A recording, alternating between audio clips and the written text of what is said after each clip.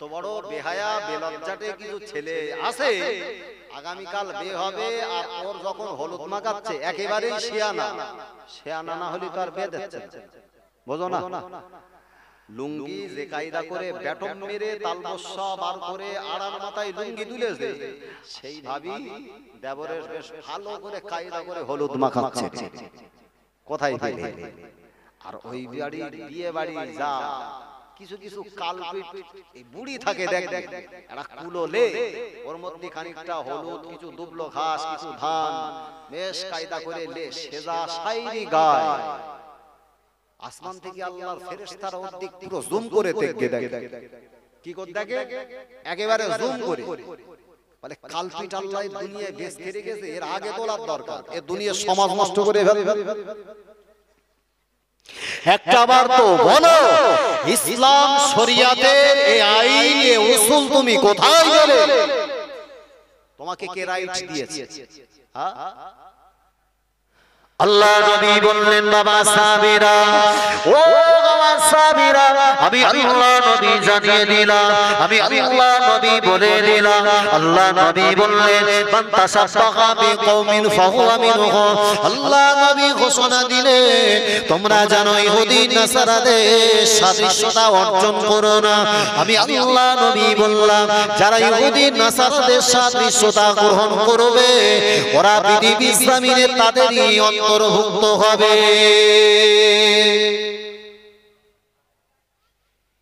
এই গায়ে হলুদ তথা এই রকম বিয়ের দিনকে কেন্দ্র করে এই সমস্ত যে ঢং বাহানাগুলো তৈরি করা হয়, মুসলমান সমাজের ভেতরে যদি না থাকে, গায়ের অমুসলিমের মধ্যে আছে না নেই?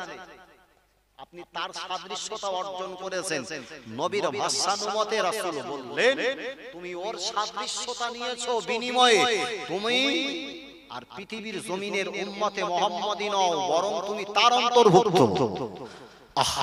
আল্লাহ নবী বললেন, ও বাবা সাবিরা, আমি আল্লাহ নবী জানিয়ে দিলাম, আমি আল্লাহ নবী বলে দিলাম, লাইসা মিন্না, ও আমার দলভুক্ত নয়, ওরা আমার কখনো অন্তর্ভুক্ত হতে পারে না।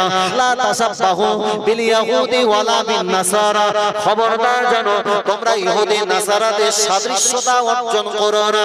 আমি আল্লাহ নবী বললাম, যারা ইহুদি নাসারাদের সাদৃশ্যতা অর্জন করে কখনো আমি নবী আমার দলভুক্ত হতে পারে না। ও জানেরা, যুবকেরা, যদি আমার জীবনটাকে সুখময় বানাতে হয়, যদি আমার সাংসারিক জীবনটাকে সৌন্দর্যময় বানাতে হয়, তাহলে অবশ্যই বিবাহিত সংসার থেকে সমস্ত হারাম জিনিসগুলো সরাতে হবে। অন্যথায় আপনি আপনার জীবনে কখনো সুখময় জীবন ফিরে পেতে পারে না। तारीफ़े मोहम्मद हम लिख लिख के सुनाएंगे, हम खत्म नबूवत पे जा अपने लुटाएंगे।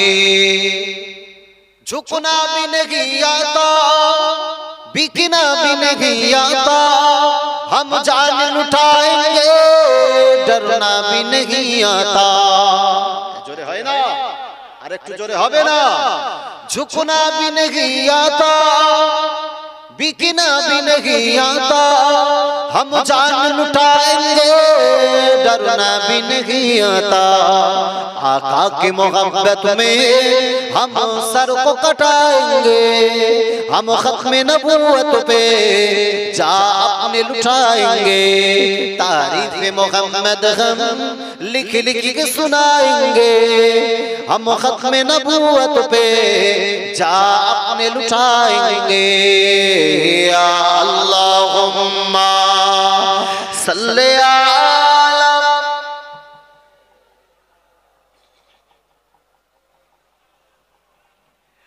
वाला आले।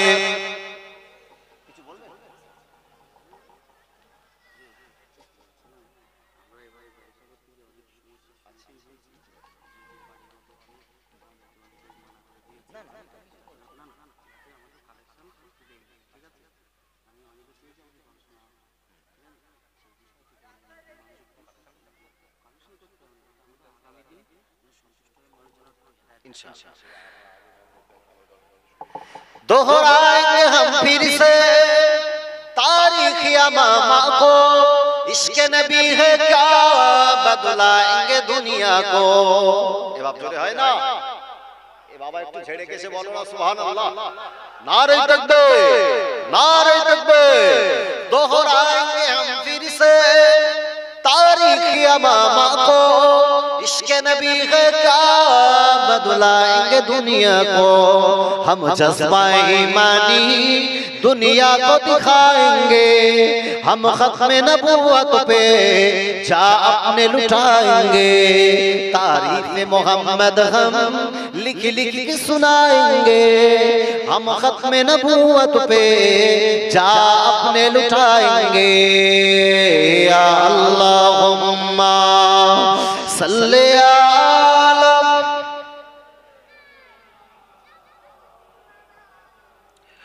वाला आले।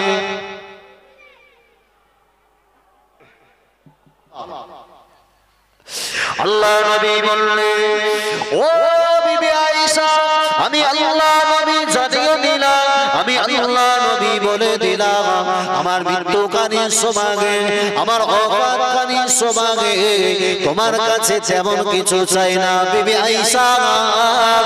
আমি নবী আমার বড় ইচ্ছা হলো, আমি নবী আমার চাহিদা হলো একটা বার তোমার কোলটাকে আমার জন্য বেঁধে দেবে। আমি আল্লাহ নবী মাথাটা তোমার কোলের উপরে রেখে ঘুমাতে চাই। আম্মা জান হযরত আয়েশা সিদ্দিকা রাদিয়াল্লাহু আনহা আল্লাহ নবীর জন্য নিজের কোলটাকে বেঁধে দিলেন। আল্লাহ নবী ওই কোলের উপরে আমার নবী মাথাটা রাখলেন। আল্লাহ নবী বললেন ও বিবি আয়েশা, আমি আল্লাহ নবী আজকে যদি তোমার কাছে একটা দাবি করি, দাবিটা কি মেনে নেবে? নাম ইয়া রাসূলুল্লাহ, আপনি আমার কাছে যেটা চাইবেন আমি আয়েশা আপনাকে দেওয়ার জন্য রাজি।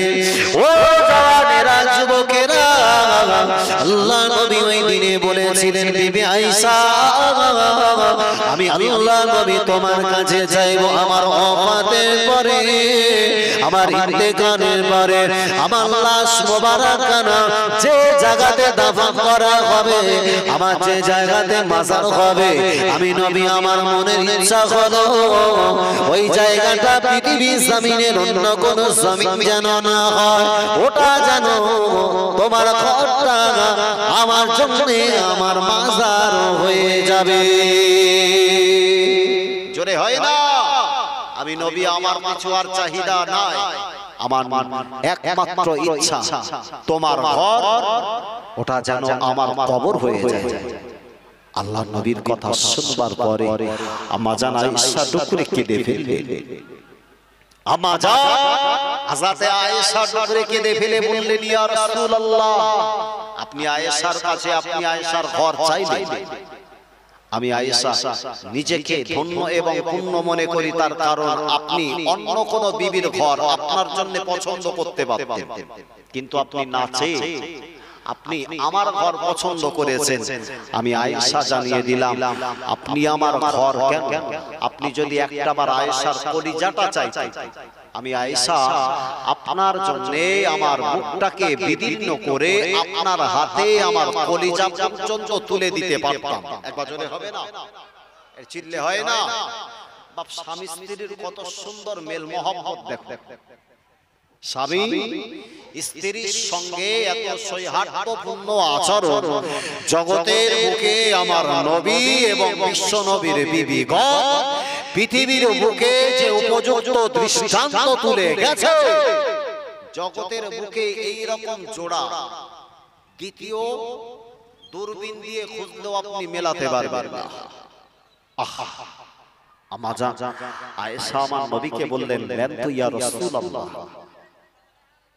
আল্লাহ নবী বললেন ও বিবি আয়েশা, আমি আল্লাহ নবী জানিয়ে দিলাম, আমি আল্লাহ নবী বলে দিলাম এই ঘরটা যদি আমার ঘর হয়ে যায়, এটা যদি আমার মাজার হয়ে যায়, তোমার কি কষ্ট হবে না? এই ঘরে কি তুমি থাকতে পারবে? আম্মা জান হযরত আয়েশা সিদ্দিকা রাদিয়াল্লাহু আনহা টুকরে কেটে ফেলে আল্লাহ নবীকে বললেন ইয়া রাসূলুল্লাহ আমি আয়েশা জানিয়ে দিলাম আপনার ওয়াফাতের আগে আপনার ইন্তেকালের আগে আপনার ওয়াফাতের আগে আপনার ইন্তেকালের আগে আপনার জীবিত হালাতে যে ঘরেতে আপনি থাকতেন আপনি জীবিত হালাতে যতটা আমি নিজেকে অত্যন্ত আত্মরক্ষাবোধ বলে মনে করতাম আপনার কবরে যাওয়ার পরে আমি আয়েশা ততটা নিজেকে সুরক্ষিত মনে করব। জোরে হয় না, চিল্লে হয় না। বিশ্ব নবী থাকবেন কোথায় বাবা? বলো বলো। নবী থাকবেন কবরে, আর আম্মা জান ওই ঘরের ভিতরেই তিনি একাকিত্বে রাত্রি যাপন করবেন। বিশ্ব নবী বললেন তোমার কি ভয় হবে? না ইয়া রাসূলুল্লাহ, আমার ভয় কিসে? আল্লাহর নবী থাকবেন আমার ঘরে। যে নবী এত সুন্দর কথা শুনে আম্মা জান আয়েশার দিকে আমার নবী মুচকি হাসলেন। আবার আল্লাহ নবী ও জানেরা আল্লাহ নবীর ইন্তেকাল হয়ে গেল, আমার নবীর ওয়াফাত হয়ে গেল।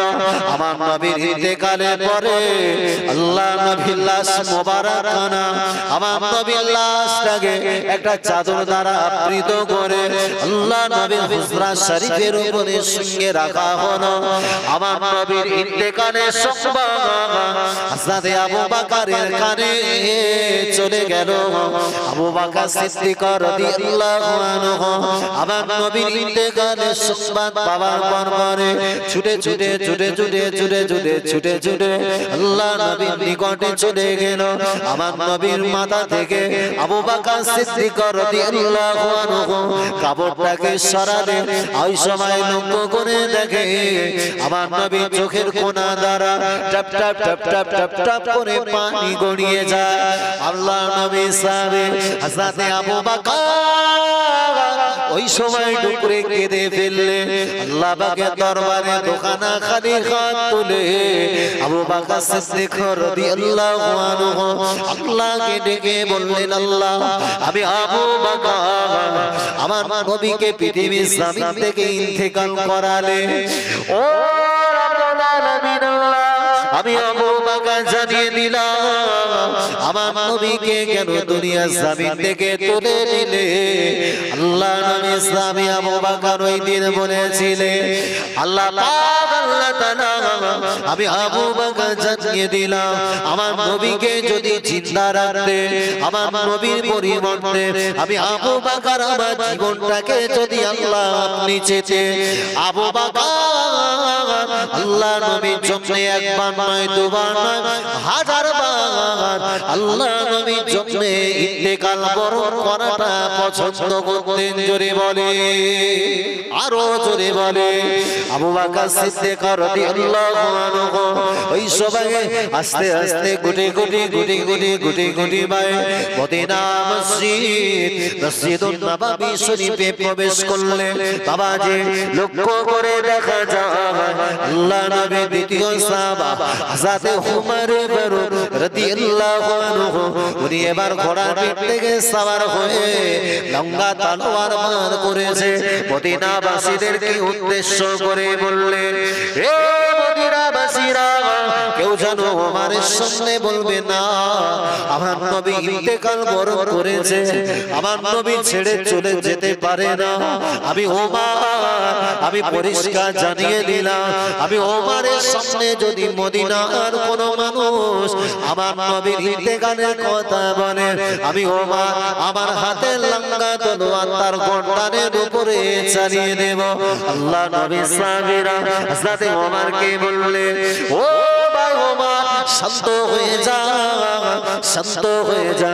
আল্লাহ নবী ইন্তেকাল বরণ করেছে, আমার নবী ওয়াফাত হয়ে গেছে।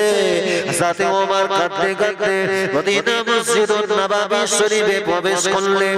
বাবাজি এদিকে নবীর উপর একজন সাহাবা কিতাবে ভিতরে দেখতে পাওয়া যায় আল্লাহ নবী ইন্তেকালের আগে আমার নবী ওয়াফাতের আগে আল্লাহ নবীর কলিজা ছেঁড়া সাহাবা যে সাহাবার আগে আল্লাহ আল্লাহ নবী মদিনা মসজিদুন নববী শরীফে আমার নবী মুয়াজ্জিনের দায়িত্ব দিয়েছিলেন।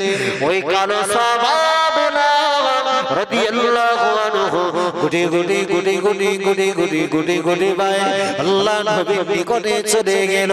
আল্লাহ নবীর চেহারা দেখবার পরে হযরত বেলাল রাদিয়াল্লাহু আনহু উনি দুঃখে কেঁদে ফেললেন। আল্লাহ নবীকে ডেকে বললেন, ইয়া রাসূলুল্লাহ, ইয়া হাবিবাল্লাহ, আমি বেলাল জানিয়ে দিলাম, ইয়া রাসূলুল্লাহ, ইয়া হাবিবাল্লাহ, আমি বেলাল একটা বার বলে দিলাম, আল্লাহ পৃথিবীর জমিনে আপনাকে যদি না তোলে, আমি বেলাল যদি আমার জীবনটাকে আল্লাহ তুলে নিতে, আমি বেলাল মাত্র দ্বিধা করতাম না। আল্লাহ নবীর চেহারার দিকে তাকিয়ে হাসি বেলাল এত কান্না কাঁদে, এতটা নানাজারি করে।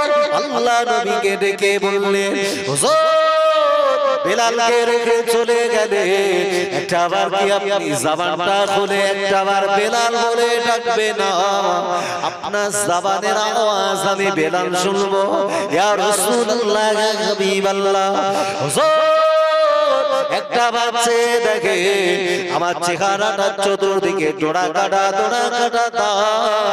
হুজুর আপনার মহব্বতে, হুজুর আপনার ভালোবাসাতে নিষ্ঠুর উমাইয়া আমার দেহটাকে ক্ষত বিক্ষত করে দিয়েছে। টোটাল দেহটা রক্ত মাখা শরীর, খুন মাখা শরীর। ইয়া রাসূলুল্লাহ, ইয়া হাবিবাল্লাহ, আমি বেলাল জীবনের তরে তুতলাবাসী হয়ে গেছিলাম। কেন না ওই নিষ্ঠুর মনে ঘুমাইয়া আমার জিহ্বাটা জিহ্বার উপরে একটা প্রহর পেরেক মেরে দেওয়ার কারণে ওই জায়গাটা একটা রক্ত মাখা শরীর হয়ে গেল। ওই জায়গাটাতে রক্ত জমাট হওয়ার কারণে একটা মাংসের পিণ্ড তৈরি হওয়ার কারণে বেলাল রাদিয়াল্লাহু আনহু কোনদিনের জন্য আর সুন্দর করে কথা বলতে পারি না। ইয়া রাসূলুল্লাহ, ইয়া হাবিবাল্লাহ, হুজুর বেলালকে একটাবার কি জবান খুলে ডাকবে না? আল্লাহ নবী সাহাবা হযরত হাবশী বেলাল রাদিয়াল্লাহু আনহু কাঁদতে কাঁদতে মদিনা মসজিদুন নববীতে পৌঁছে গেল। নবী পাকের সাহাবীরা কাতারে কাতারে টোটাল মদিনা মসজিদুন নববীতে সকলের জবানের একটা আওয়াজ, নবী নবী নবী নবী নবী নবী নবী নবী। বিশ্ব নবী সাহাবীরা সবাই কাতারে কাতারে আল্লাহ নবী সুন্দর করে আমার নবীকে দেখবার পরে আমার নবীর গোসল দেওয়া হলো, আমার নবীর কাফনে কাফন পরানো হলো। ও জানেরা যুবকরা, আল্লাহ নবীর জানাজা নামাজ পড়ার আগে নবী পাকের সাহাবীরা সবাই একত্রিত হয়ে গেল। এবার যে যার মতো আলোচনা করতে লেগেছে। আল্লাহ নবী বিশ্ব নবীর ইন্তেকালে পরে আমার নবীর আখিরি নামাজ, আমার নবীর বিদায় নামাজ, জানাজার নামাজের ইমামতিত্ব কে করবে?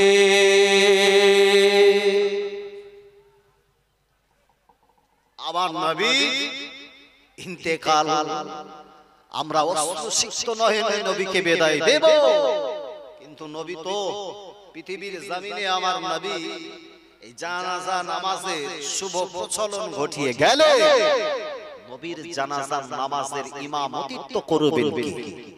এদিকে হযরতে আবু বকর বললেন, আমি আবু বকর কখনো পারি না, নবীর জানাজার নামাজের যদি আমি ইমামতিত্ব করি আমার নবীর প্রতি ইজ্জত সম্মান হানি হবে। হযরত ওমর বললেন, আমি পারি না। যে তাই বিশ্ব নবীর জানাজার নামাজ পৃথিবীর জমিনের কোন মানুষ ইমামতিত্ব করে না। নবীর না জানাজার নামাজের কোন ইমাম তথা কোন অভিভাবক ছিলেন না। বিশ্ব নবীর জানাজার নামাজ নবীর সাহাবীরা যে যার মতো এক এক করে আম্মা জান আয়েশার ঘরে ঢুকলে এক এক করে নামাজ আদায় করে যে যার মতো সব ফিরে ফিরে আসে। এদিকে নবীর কবরে নামলেন হযরতে আবু বকর সিদ্দিক, অপর একজন সাহাবা হযরতে আলী রাদিয়াল্লাহু আনহু জীবনে বিশ্ব নবীকে বিদায় দেবেন, আখিরি বিদায়।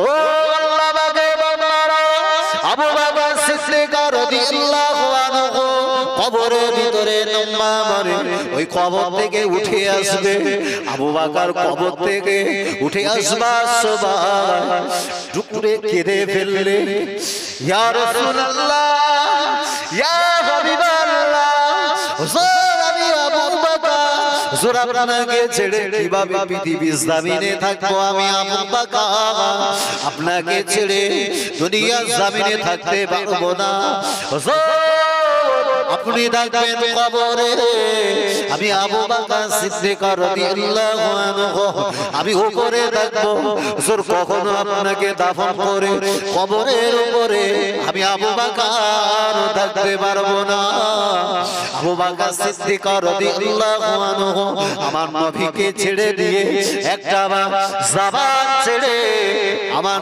নবীকে উদ্দেশ্য করে সালাম দিয়ে দিলে আল্লাহ নবীকে বললেন বিদায় আখিরি বিদায় আর দেখা হবে না ইয়া রাসূলুল্লাহ ইয়া হাবিবাল্লাহ হুজুর আমি আবু বকর আপনাকে চিরজনমের মতো বিদায় দিয়ে দিলাম আবু বকর সিদ্দিক রাদিয়াল্লাহু আনহু কবর থেকে উঠে গেল নবী পাকের সাহাবীরা অশ্রুসিক্ত বেদনা ভরা নিয়ে আল্লাহ নবীর দাফনের কাজটা সমাপ্ত হয়ে গেল টোটাল মদিনার জমিনে যেন একটা মৃদু কান্নার হাওয়া ভেসে আসে বাবা ওই দিনটা যেন কোনো মানুষের জবান থেকে কথা উচ্চারিত হয় না টোটাল মদিনার জমিনে একটা শোকের ছায়া নেমে গেল বাবা রাতটা যখন হয়ে গেল আবু বকর সিদ্দিক রাদিয়াল্লাহু আনহু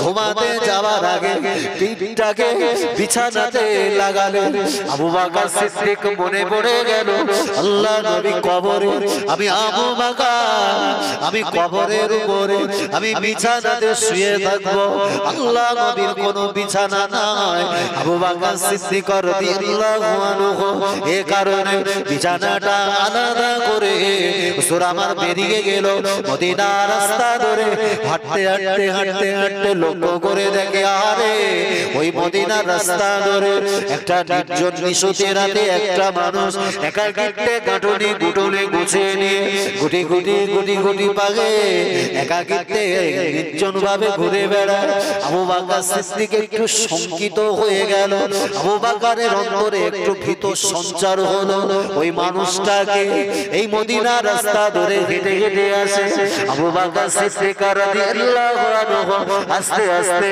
ওই মানুষটার দিকে এগিয়ে গেল লক্ষ্য করে রাখে মদিনার রাস্তা ধরে গভীর রাত নিশুতি রাতে এটা অন্য কোন মানুষ নয় এটা হলো আমার নবীর কলিজা ছেঁড়া সাহাবা আমার নবী বলেছিলেন যে সাহাবী সম্পর্কে আল্লাহ নবী বলেছিলেন আমি আল্লাহ নবী মেরাজের রাতে আমি আল্লাহ পাক যখন আমাকে জান্নাত ধরালেন আল্লাহ পাকের জান্নাতের ভিতরে আমি নবী যখন নিজেকে বড় একাকিত্ব মনে করছিলাম আমি নবী ওই জান্নাতের ভিতরে একটা মানুষের কদমের আওয়াজ শুনতে পাচ্ছিলাম আল্লাহ নবী ভালো করে ওটাকে কর্ণ কুহারে লাগালেন লক্ষ্য করে দেখে আল্লাহ পাকের জান্নাতের ভিতরে আবু বকর সিদ্দিক রাদিয়াল্লাহু আনহুর কদমের আওয়াজ না এটা হলো হাবশী বেলাল মদিনা মসজিদুন নববী শরীফে হাবশী বেলালের কদমের আওয়াজ আল্লাহ পাক জান্নাতের ভিতরে পৌঁছে দিয়েছে এই জন্য হয় না নারে তাকবীর কালো হলেই যে তার ইজ্জত সম্মান পৃথিবীর বুকে থাকে না এমনটা নয় আপনার দেহের বাহ্যিক আবরণ আল্লাহ দেখেন না বরং আল্লাহ যেটা দেখে মানুষের আল্লাহ মানুষের অন্তর দেখে বান্দা তোমার দেহের চাকচিক্যতা থাকতে পারে তোমার দেহের সৌন্দর্যতা থাকতে পারে অন্তর যদি বাবা খারাপ হয় ও অন্তরের মূল্য আমার স্রষ্টার কাছে এক ফোঁটা 1% নেই এই কথাটি আল্লাহর নবী সাহাবী হযরতে হাবশী বেলালকে ওই গভীর রাতে আবু বকর দেখে বড় শঙ্কিত হয়ে গেল আবু বকর গুটি গুটি গুটি গুটি গুটি গুটি পাই হাবশী বেলালের নিকটে গেল। কে বাবা? এই গভীর রাতে একাকিত্বে হেঁটে হেঁটে বেড়াও। লক্ষ্য করে দেখে এটা অন্য কেউ নয়, এটা আমার নবীর খলিজা সিরা সাহাবা হযরতে হাবশী বেলাল। আল্লাহর নবী সাহাবী আবু বকর বললেন, ভাই বেলাল, এই গভীর রাত নিশুতি রাতে তুমি একাকিত্বে গাঁঠুনি গুঠুনি নিয়ে কেন ঘোরো? কেন? ও আল্লাহ বান্দারা, হাবশী বেলাল রাদিয়াল্লাহু আনহু ওই সময় আল্লাহর নবী সাহাবী হযরতে আবু বকর সিদ্দিক রাদিয়াল্লাহু আনহু কে বলেছিলেন, ও ভাই আবু বকর, কি কথা শোনাবো গো, কি কথা আপনাকে জানাবো গো। আমি বেলাল রাদিয়াল্লাহু আনহু আমার অন্তরে মনস্থির করে নিলাম, মদিনা জমিনে থাকবো না, চলে যাব মদিনা জমিন ছেড়ে ওই পারস্যের উদ্দেশ্যে রওনা হব, মদিনা জমিন পরিত্যাগ করব। আবু বকর সিদ্দিক রাদিয়াল্লাহু আনহু হাবশী বেলালকে ডেকে বললেন, ওগো ভাই বেলাল, যাবে না যাবে না, মদিনা জমিন ছেড়ে দে, কোথায় চলে যাবে? আবার নবী তোমাকে মদিনা মসজিদে নববী শরীফের মুয়াজ্জিন বানিয়েছে। হাবশী বেলাল ডেকে বলল, ও ভাই আবু বকর, ও ভাই আবু বকর, আপনি আমাকে বিরক্ত করবেন না, আমি মদিনা জমিনে থাকবো না। কেন না? এ মদিনা জমিনে আমি আবার চোখ দ্বারা আল্লাহর নবীকে দেখতে পাবো না। এই মদিনা জমিনের গাছপালা, মদিনা জমিনের মানুষদেরকে দেখতে পাবো। আবার নবী থাকবে কবরে, আমি বেলাল থাকবো উপরে। আমি যখন মদিনা মসজিদুন নববীতে আযান দেব, আল্লাহর নবীকে দেখতে পাবো না, আমি বেলাল সহ্য করতে পারবো না। আমার অন্তরে চিন্তা করে নিয়েছে, মদিনা জমিন ছেড়ে পারস্যের উদ্দেশ্যে রওনা হব। আবু বকর সিদ্দিক রাদিয়াল্লাহু আনহু হাবশী বেলালকে ডেকে বলল, ভাই বেলাল, একটা বারের জন্য আমার কথা কি রাখবে? না না না, চলে যাব। বাবা যে হাবশী বেলাল মদিনা রাস্তাটা অতিক্রম করে পারস্যের উদ্দেশ্যে রওনা হলো। একটা দিন পার হয়ে গেল, দুটো দিন পার হয়ে গেল, একাধারে দুই একটা মাস অতিবাহিত হয়ে গেল। পারস্যে যখন তিনি থাকতে লাগলেন, ওই পারস্যের জমিনে নিজের নির্জন কামরাতে আছে, হঠাৎ করে হাবশী বেলাল রাদিয়াল্লাহু আনহু গভীর রাত নিশুতি রাতে উনি যেন স্বপ্ন যোগে দেখে মক্কার মদিনার তোলা আমার নবী বিশ্ব নবী হাবশী বেলালের সঙ্গে আমার নবী ওই রাতের আল্লাহর নবী বেলালের সঙ্গে দিদার লাভে ধন্য করে দিয়েছে। যদি হয় না নারে তাকবীর, নারে তাকবীর।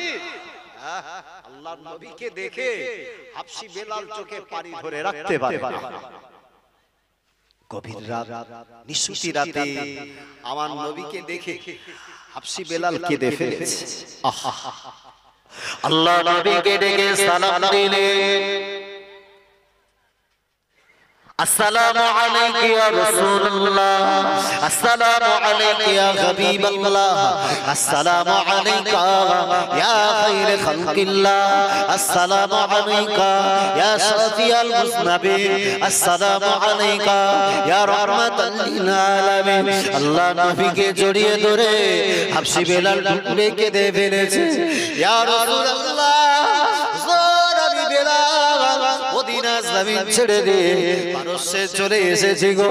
আল্লাহর নবী বলল, বেলাল তুমি এত নিষ্ঠুর হয়ে গেলে বাবা, এতটা তুমি নিষ্ঠুর হয়ে গেলে, আজ দুটো তিনটে মাস অতিবাহিত হয়ে গেল, একটাবারও কি তোমার আমার কথা স্মরণ পড়ে না গো বেলাল? ও বাবা বেলাল, একটাবার আমার কি মাজার দেখতে তোমার ইচ্ছা হয় না? ইয়া রাসূলুল্লাহ, ইয়া হাবিবাল্লাহ, হুজুর আপনার কবরের পাশে দাঁড়িয়ে বেলাল যদি আপনাকে সশরীরে দেখতে না পায়, আমি বেলাল সহ্য করতে পারবো না। এ কারণে পারস্যের জমিনে রয়েছে।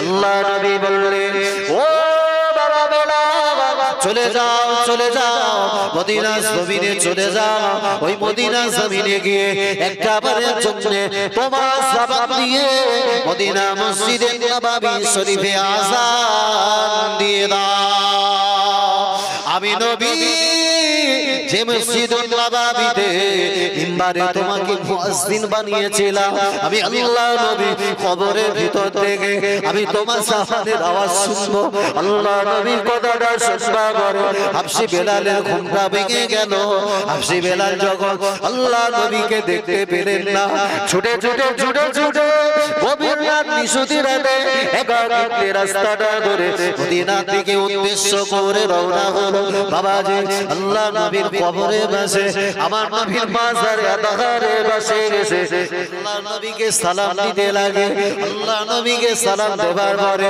টোটাল মদিনা জমিনে সমস্ত মানুষের কর্ণ কুহারে পৌঁছে গেল ওই হাবশি বেলাল যে তোতলাবাসী আল্লাহ নবী যাকে মুয়াজ্জিন বানিয়েছিলেন ওই বেলাল মদিনা জমিনে আসলেন আল্লাহ নবী সাহাবীরা বেলালকে চতুর্দিক থেকে ঘিরে ধরেছে বাবাজি বেলাল রাদিয়াল্লাহু আনহুকে ডেকে বলে ওগো ভাই বেলাল একটা বার তোমার জবান দিয়ে আযান দিয়ে দাও হাবশি বেলাল যখন মিম্বারের দিকে তাকালেন মনে মনে করলেন আল্লাহ নবী যদি মিম্বারে না থাকে আমি বেলাল কিভাবে আযান দেব কেন না আমার নবীর নামটা যখন নিতাম আমার নবীর দিকে একটা বার আমি তাকাতাম আজকে বেলাল যদি আমার নবী চেহারাটা বেলাল দেখতে না পায় বেলাল সহ্য করতে পারবে না আল্লাহ নবী সাহাবীদেরকে ডেকে বললেন ও নবী সাহাবীরা তোমরা আমাকে বিরক্ত করো না তোমরা আমাকে বলো না গো আমি বেলাল আযান দিতে পারবো না আল্লাহ নবী সাহাবীরা সবাই একত্রিত হয়ে হাবশি বেলালকে বললে কোনো কথা কান্ন কুহারে নিলেন না হাবশি বেলালকে উদ্দেশ্য করে আমার নবীর পরিচা ছেড়া নাতিদা ইমামে হাসান হযরত ইমামে হুসাইন ছুটে এসে হাবশি বেলালকে জড়িয়ে ধরে বলে ও একটা বার জবান দিয়ে কি আযান দেবে না তুমি যদি আমাদের কথাটাকে যদি অ্যাভয়েড করো আমাদের কথাটাকে যদি উইথড্র করে দাও যদি আমাদের কথাটাকে ফেলে দাও আল্লাহ নবীর অবমাননা করা হবে কেন না আল্লাহ নবী বলেছেন মান আহাব্বাহুমা ফাকাদ আহাব্বানি ওয়া মান আবগাদাহুমা ফাকাদ আবগাদানি ও ভাইরা আমাদের অবজ্ঞা করার নামান্তর হলো আল্লাহ নবীকে অবমাননা করা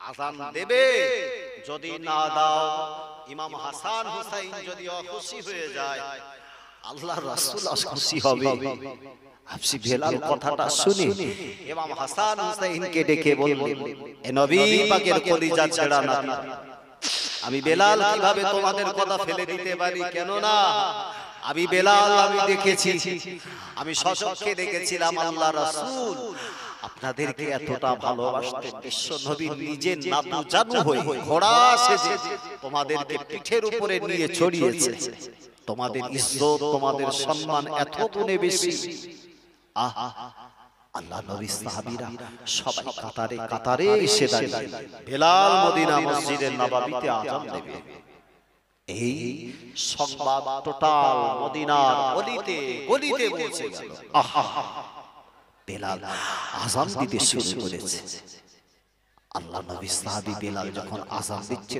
তোতলা ভাষী ওই তোতলা ভাষায় আযান শুরু করলেন আল্লাহু আকবার আল্লাহু আকবার বেলালের আযান যখন একটা বার আল্লাহু আকবার এই আওয়াজটা মদিনার অলিতে গলিতে পৌঁছে গেল মদিনার যুবকেরা মদিনার তরুণেরা মদিনার আবাল বিদ্যা বনিতারা মদিনার নর নারীরা আহারে কাতারে কাতারে কাতারে ছুটে চলেছে ও নবী সাহাবীরা চলো চলো আল্লাহ নবী কবরে আল্লাহ নবীর ইন্তেকালের আগে আমার নবীর ওফাতের আগে মদিনা মসজিদুন নববী শরীফে যেমন আযান হতো আল্লাহ নবী জামানার আযান শুরু হয়েছে সবাই কাতারে কাতারে কাতারে কাতারে চলেছে বাবাজি টোটাল মদিনার মসজিদুন নববী শরীফের চতুর্দিকে সবাই বেষ্টন করে দাঁড়িয়ে বেলাল দোতলাবাসী জবান দিয়ে শুরু করলেন আশহাদু আন্না মুহাম্মাদার রাসূলুল্লাহ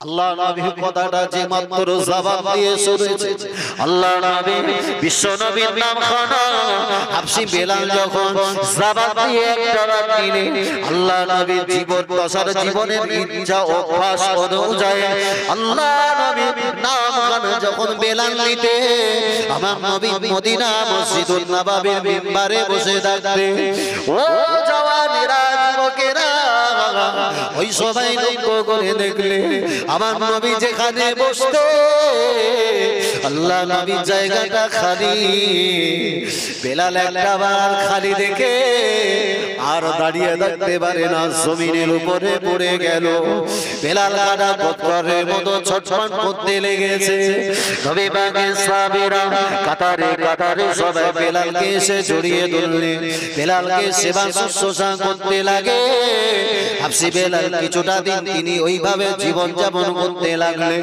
শরীরটা বড় দুর্বল হয়ে গেল শরীরটা বড় অসুস্থ বিমারি যখন অ্যাটাক করেছে হাবশী বেলাল রাদিয়াল্লাহু আনহু আল্লাহ নবী মুহাম্মদে পৃথিবীর জমিনে দাঁড়াতে পারে না এক পর্যায়ে আল্লাহ নবী সাহাবী বেলাল রাদিয়াল্লাহু আনহু আল্লাহ পাকের ডাকে পৃথিবীর জমিন থেকে ইন্তেকাল বরণ করে মারা গেলেন ইন্না লিল্লাহি ওয়া ইন্না ইলাইহি রাজিউন ও